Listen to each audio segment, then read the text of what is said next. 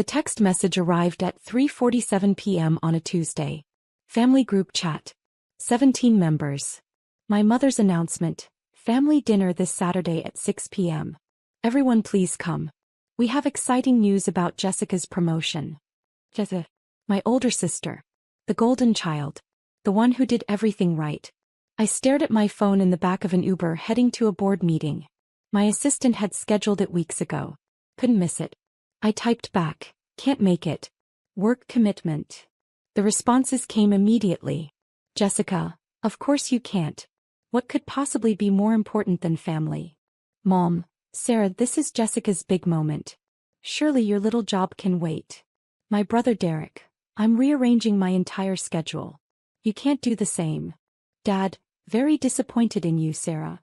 I put my phone in my bag. I'd learned years ago that explaining was pointless. They'd made up their minds about me a long time ago. The Saturday dinner happened without me. I spent that evening reviewing Q3 projections with my CFO. LifeBridge Systems was about to close our Series D funding round. $340 million. Valuation climbing to $1.8 billion. We were 3 months from launching our breakthrough cardiac monitoring system that would revolutionize post-surgical care.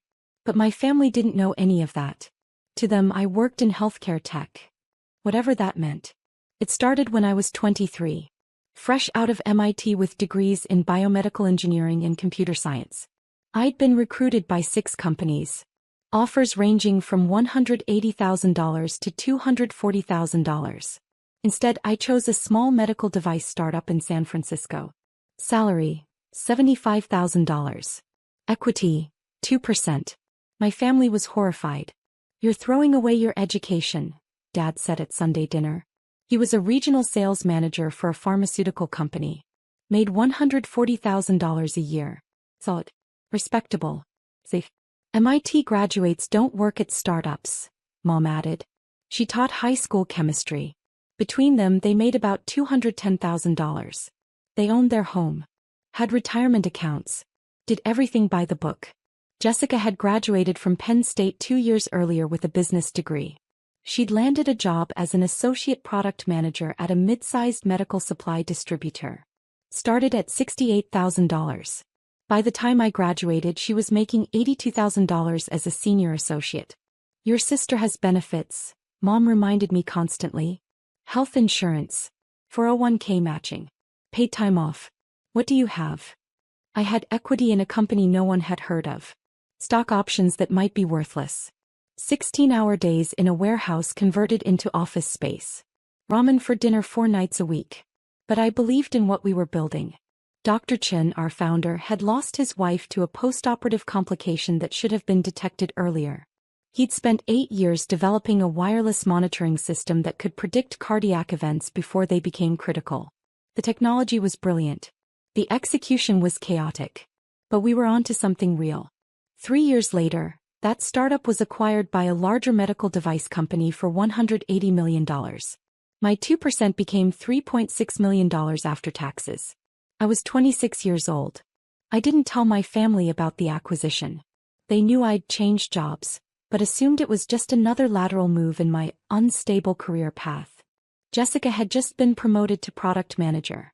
Salary, $95,000. Mom threw her a party. Invited 37 relatives. I used my acquisition money to start LifeBridge Systems with 2 former colleagues. We'd identified a massive gap in remote patient monitoring. Hospitals were losing patients to preventable complications because continuous monitoring ended when patients went home. We built an AI-powered system that could detect subtle changes in cardiac rhythm, blood pressure, and oxygen levels. Our algorithms could predict heart attacks, strokes, and pulmonary embolisms an average of 47 hours before traditional symptoms appeared. We started in my apartment. 3 founders, sleeping 4 hours a night, living on pizza and ambition. 2 years later we had FDA approval for our first device. 4 years later we had contracts with 147 hospitals across 18 states. 6 years later we had 412 employees, $180 million in annual revenue, and venture capital firms fighting to invest in our Series D round. But at family dinners when someone asked what I did, I said, I work in healthcare tech. And my family nodded politely and changed the subject to something more interesting. Like Derek's new title as operations manager at a logistics company. Or Jessica's latest achievement, senior product manager. Salary, $118,000. The dinner I missed turned out to be exactly what I expected. My cousin Rachel sent me photos afterward. Jessica standing in my parents' living room, holding a champagne glass, making an announcement. She'd been promoted to Director of Product Strategy. Salary, $142,000. First time anyone in our immediate family had broken $140,000. We're so proud of you, Mom said in the photo, arm around Jessica's shoulders. Dad raised his glass. To our successful daughter. Derek posted on Instagram, sister crushing it in the corporate world. Some of us are out here making it happen. The caption felt pointed. I liked the post and moved on. 3 weeks later, another family dinner. This time I could attend. Sunday at 5 p.m. I arrived 15 minutes late because a crisis call with our lead investor ran long. We were finalizing terms for the Series D. I'd spent 90 minutes on Zoom negotiating valuation. I walked into my parents' house wearing jeans and a sweater. Jessica was in business casual. Blazer. Pressed pants. She looked like she'd come from the office, even though it was Sunday. Nice of you to show up, she said when I walked into the kitchen. Traffic was bad, I lied. From where? Don't you work from home? I had a meeting. On Sunday. She raised her eyebrows. Must be important. Mom called us to the table. Pot roast. Mashed potatoes. The same meal she'd been making for 23 years. We sat. Dad said grace. We ate. So, Sarah, Derek said after 10 minutes of small talk. What exactly do you do? Like day to day? I'd been asked this question 17 times over the years. My answer was always the same. I work on medical monitoring systems. Software and hardware integration. Patient data analysis. That sounds very technical, Mom said in a tone that meant she had no idea what I was talking about and didn't care to learn. It is, I said. Do you manage anyone? Derek asked. I managed 412 employees. I had 7 direct reports, including our CTO, CFO, and VP of Clinical Operations. A few people, I said. A few. Jessica laughed. That's adorable. I manage 15 people now. Full P&L responsibility. $47 million budget. It's intense. That's impressive, I said. And I meant it. Jessica was good at her job. She worked hard. She'd earned her success. What's your budget? Derek asked me. I don't really work with budgets, I said. Which was technically true. I didn't work with budgets. I approved them. Our operating budget for the year was $96 million. So you're more of a technical person, Dad said. Not really management track. Something like that, I said. Jessica sipped her wine. There's nothing wrong with being an individual contributor, Sarah. Not everyone can handle leadership responsibilities. I cut my pot roast and said nothing. How much are you making these days? Derek asked. If you don't mind me asking. I did mind. But the question hung in the air. Enough, I said. She probably makes, what, 90? 100. Jessica guessed. Tech jobs pay well, but without management responsibility, there's a ceiling. I'm comfortable, I said. My salary was $285,000. Plus equity. Plus bonuses. My net worth was approximately $47 million between my acquisition windfall, my LifeBridge equity, and investments. But they didn't ask for details. And I didn't offer them. Well, I'm just proud that someone in this family finally broke into 6 figures, Mom said, beaming at Jessica. Your father and I never managed that, even with both our salaries combined. It's a huge milestone, Dad agreed. Director level at 32. That's exceptional. Jessica smiled. I've worked really hard. It shows, I said quietly. After dinner we moved to the living room. Coffee and pie. Mom brought out photo albums. Pictures of Jessica's college graduation. Her first apartment. Her promotion celebration last month. Do you have any pictures from work, Sarah? Mom asked. What's your office like? It's nice, I said. Pretty standard tech office. Open floor plan? Derek asked. I've heard tech companies do that. Sounds distracting. We have a mix, I said. Private offices for senior people. Collaborative spaces for teams. Do you have your own office? Jessica asked. I do. That's surprising for someone without direct reports, she said. Must be nice. I had a corner office on the 8th floor of our building in downtown San Francisco. Floor-to-ceiling windows. View of the bay. My name on the door. And on the building directory. Sarah Chin, CEO and co-founder. But they didn't ask. And I didn't tell them. The invitation arrived 6 weeks later. Medical Technology Innovation Summit. Boston Convention Center. March 15th to 17th. 3 days of keynotes, panels and networking. The premier event for healthcare technology executives. My assistant forwarded it to me. You're scheduled for the opening keynote on March 16th at 9 a.m. They're expecting 2,000 attendees. I'd spoken at MCAS twice before. Once as a panelist 4 years ago. Once as a keynote 3 years ago. This year they wanted me to deliver the opening address for the entire conference. The theme, Revolutionizing Patient Care Through Predictive Technology. My speech was already written. 45 minutes on how LifeBridge systems had reduced post-operative mortality rates by 34% in hospitals using our monitoring systems. How our AI had saved 2,847 lives in the past 18 months. How we were expanding into home care, rehabilitation facilities and nursing homes. I confirmed my attendance. 2 weeks before the conference, another family group chat message. Jessica, guess what? My company is sending me to MTIS in Boston. All expenses paid. This is huge for my career. Mom, that's wonderful. What's MTIS?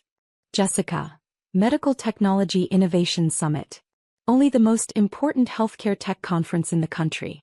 Major executives, industry leaders, product launches. I'm going as part of our business development team to explore new vendor partnerships. Derek, fancy. Will you meet anyone famous? Jessica, probably. Last year the keynote speaker was from Medtronic. This year I heard it's someone from a billion-dollar startup. These people are on another level. My phone buzzed in my hand. I stared at the messages. Jessica was going to MTIS. She'd be in the audience. For my keynote. I could have told her right then. Could have said, that's my conference. I'm speaking there. Instead I typed, have fun. Sounds like a great opportunity. Jessica, thanks. At least someone in this family is happy for me. Sarah didn't even respond. I looked at my previous message. Sent 3 seconds earlier. I put my phone down and went back to work. March 16th arrived cold and gray. I flew into Boston the night before. Stayed at the conference hotel. The Westin waterfront. My room was on the 18th floor. Harbor view. The conference organizers had sent a gift basket. Chocolate. Wine. A handwritten note. Thank you for inspiring our industry. I ordered room service and reviewed my presentation one last time. 2,000 people. Including my sister. I thought about texting her. Meeting for coffee. Explaining before she found out in front of everyone. But something stopped me. Maybe it was the years of healthcare tech isn't real comments. Maybe it was the constant comparison to her real career. Maybe it was the assumption that I was a mid-level technical worker with no management experience and a salary cap of $100,000. Or maybe I was just tired of explaining myself to people who had already decided who I was. I went to sleep at 11 p.m. Woke at 6 a.m. Shower. Hair. Makeup. I put on a navy suit. Expensive. Tailored.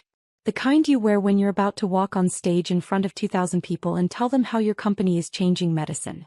At 7:30 a.m. I went downstairs to the conference level. The main ballroom was massive. Rows of chairs stretching back into shadows. A stage with a 20-foot screen. Cameras. Lighting rigs. The setup crew was doing final checks. Miss Chin. The conference director rushed over. We're so excited. Your prep room is ready. Can we get you anything? Water. I'm fine, I said. We'll start seating at 8:15. Your introduction begins at 8:58. You'll take the stage at 9 o'clock. Sound good? Perfect. I went to the prep room. Private space backstage. Leather couch. Coffee station. A TV monitor showing the ballroom as it filled. At 8:20 people started entering. Hundreds of them. Conference badges hanging from lanyards. Suits and business casual. They took their seats. Chatted. Checked their phones. At 8:35 I saw her. Row 7. Seat 12. Jessica. Wearing a burgundy dress and blazer. Hair perfectly styled. She was with 4 colleagues. All wearing matching company badges. She was laughing. Animated. Excited to be there. She had no idea. My assistant knocked on the door. 5 minutes, Ms. Chin. I stood. Smoothed my suit. Checked my reflection one last time. The conference director appeared. Ready. Ready. He walked me to the side stage entrance. The lights were dimming in the ballroom. The screen behind the stage showed the MTS logo. A voice came through the speakers. Good morning and welcome to the Medical Technology Innovation Summit. We have an incredible program lined up for you over the next 3 days.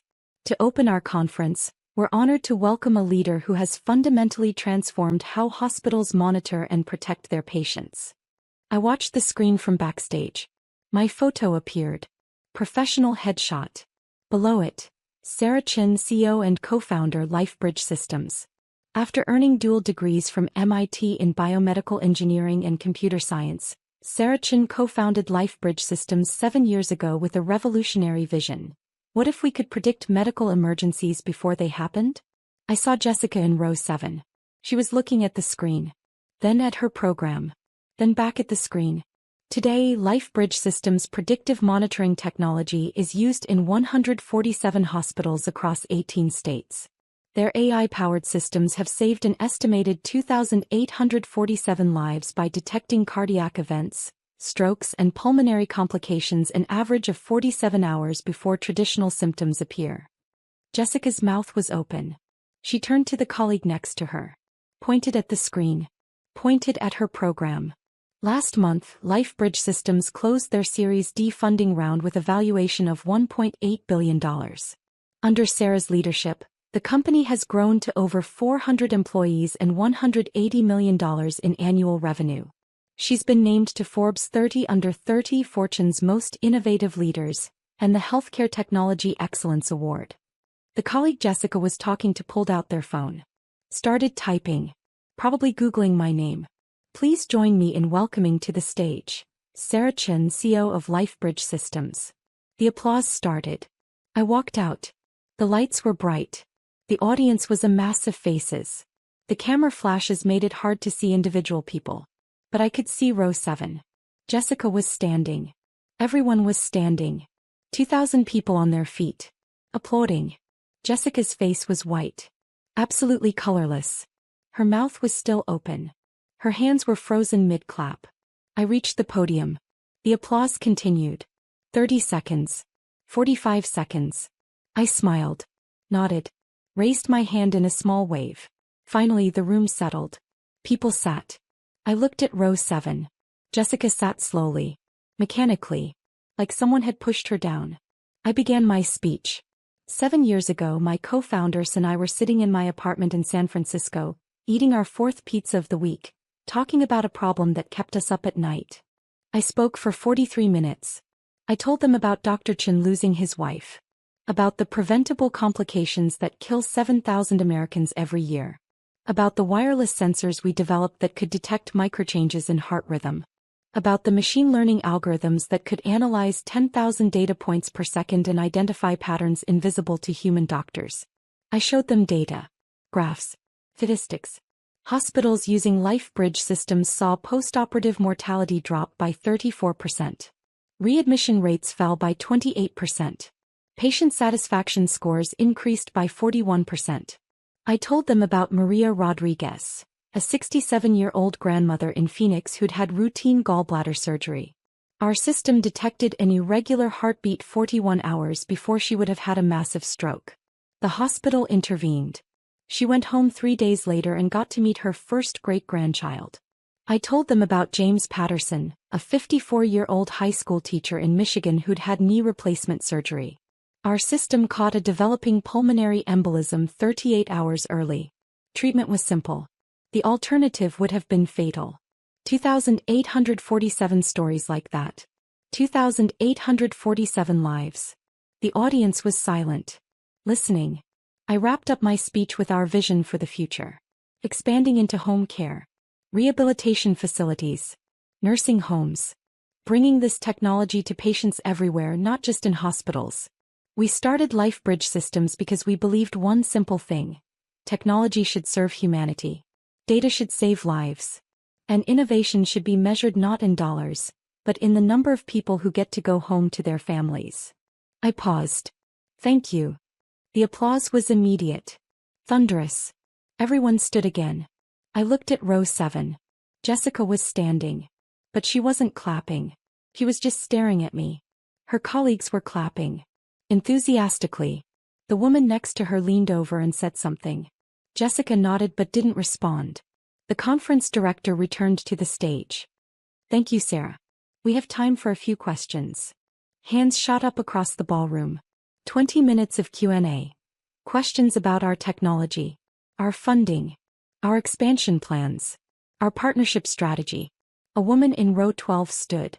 Ms. Chen, your company is clearly positioned for significant growth. Are you considering an IPO? We're exploring all options, I said carefully. Our focus right now is on delivering value to patients and healthcare providers. When the time is right for an IPO, we'll make that decision based on what serves our mission best. More questions. More answers. Finally, the conference director wrapped up. Let's give Sarah Chen one more round of applause. They stood again. I waved, smiled, walked off stage. Backstage, the conference director was beaming. That was incredible. Absolutely incredible. We're already getting tweets about it. You're trending on healthcare tech Twitter. Glad it went well, I said. The networking reception is at 11. We'd love to have you there.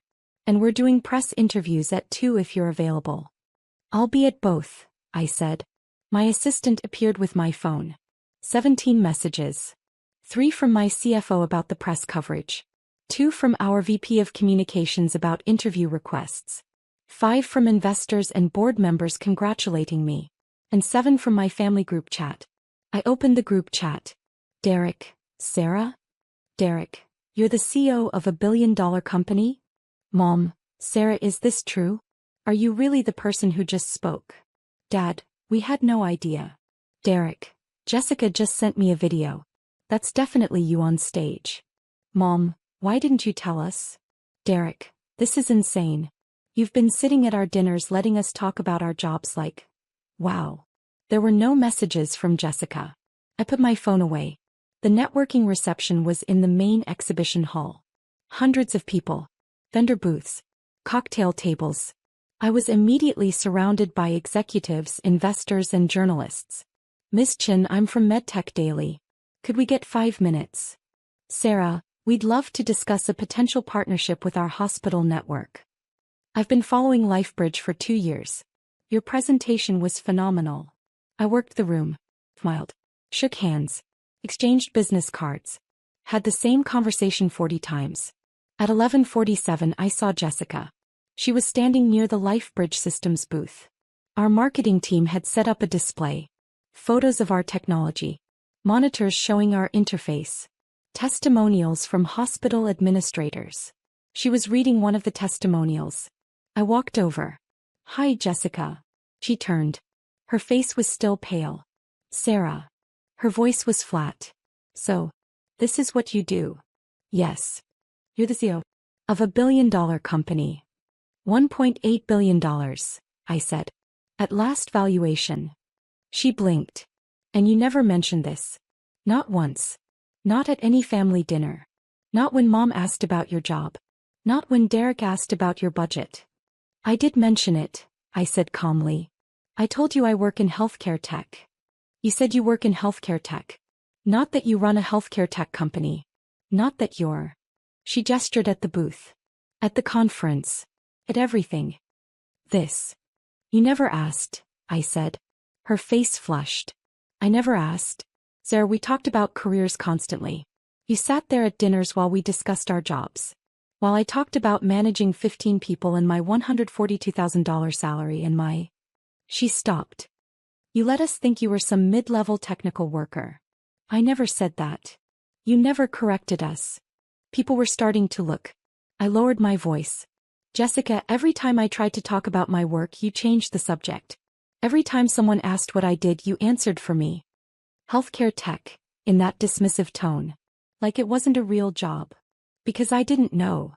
Her voice broke. If you'd just told us. Would you have believed me? I asked quietly. If I'd said, I'm the CEO of a company worth $1.8 billion, would you have believed me? Or would you have thought I was exaggerating? Delusional? Trying to one-up your director promotion? She opened her mouth. Closed it. I didn't tell you, I said, because I didn't need you to know. My work speaks for itself. My company succeeds or fails based on what we build, not on whether my family understands what I do. That's not fair, she whispered. We're your family. You're right, I said. You are. And I love you.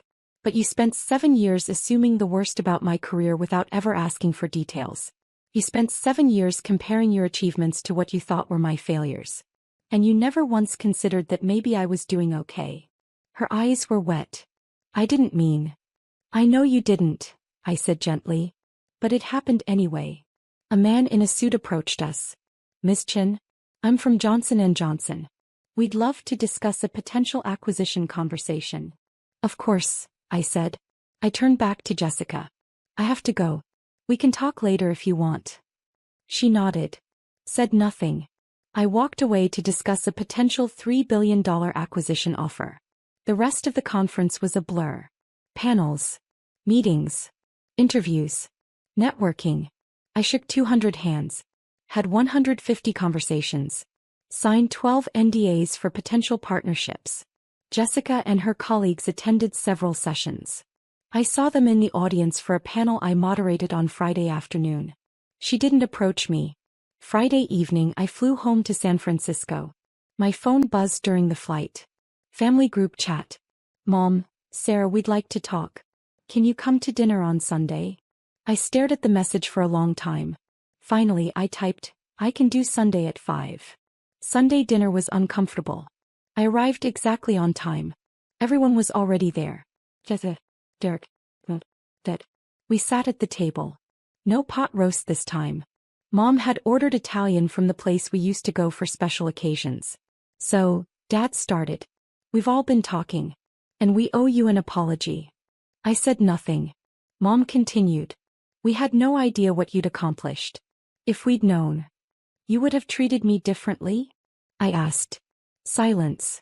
That's the problem, I said quietly. My accomplishments shouldn't determine whether you respect me. Whether you take my career seriously. Whether you include me in family celebrations. We always included you, Derek protested. You uninvited me from Jessica's promotion dinner, I said. Well, you didn't technically uninvite me. You just scheduled it for a night you knew I couldn't make and then talked about how disappointed you were that I didn't prioritize family. Derek looked away. We didn't understand, Mom said. You were always so vague about work. I was exactly as detailed as you let me be, I said. Every time I mentioned a project, you changed the subject.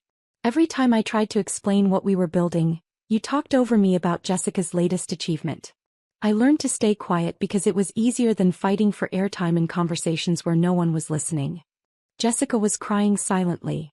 I'm not saying this to hurt you, I continued. I'm saying it because it's true. You decided I was the unsuccessful one. The one who made bad career choices.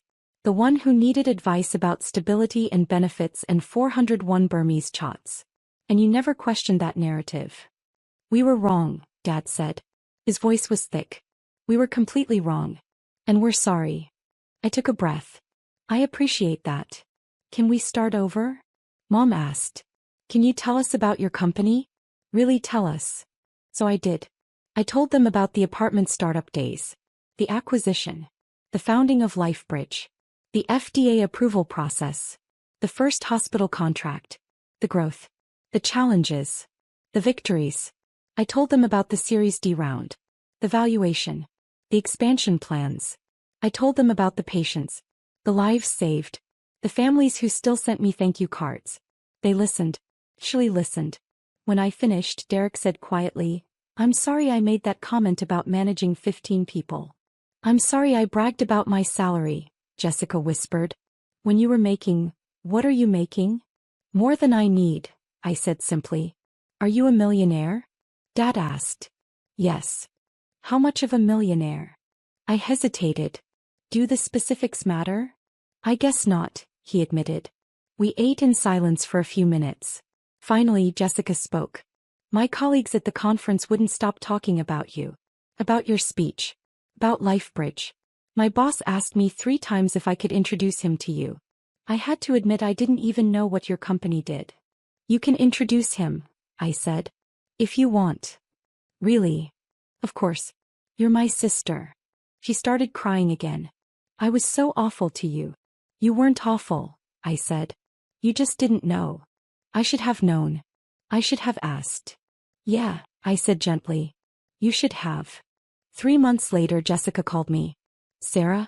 Do you have a minute? Sure. What's up? I'm thinking about leaving my job. I sat up straighter. Really? Why? Because I realized something at that conference. I've been so focused on climbing the ladder at one company that I haven't thought about whether it's the right ladder. Whether it's leading somewhere I actually want to go. Where do you want to go? I don't know yet, she admitted. But I want to figure it out. And I want to do it without comparing myself to you or Derek or anyone else. I want to build something that matters to me. That's really brave, I said. I learned from the best. She paused. Will you help me?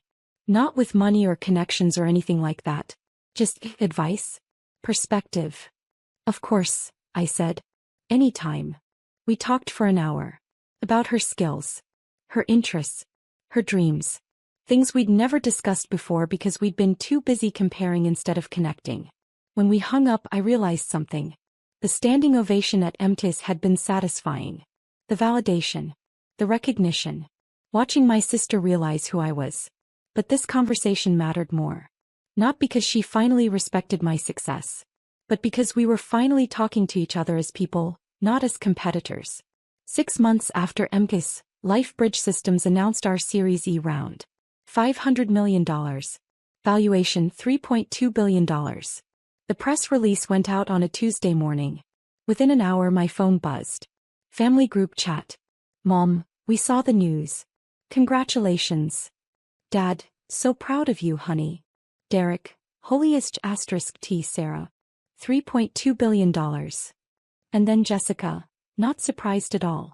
You're amazing. Red heart. I smiled and replied, thanks everyone. Excited for what's next. Because that was the thing about success. It wasn't about the validation.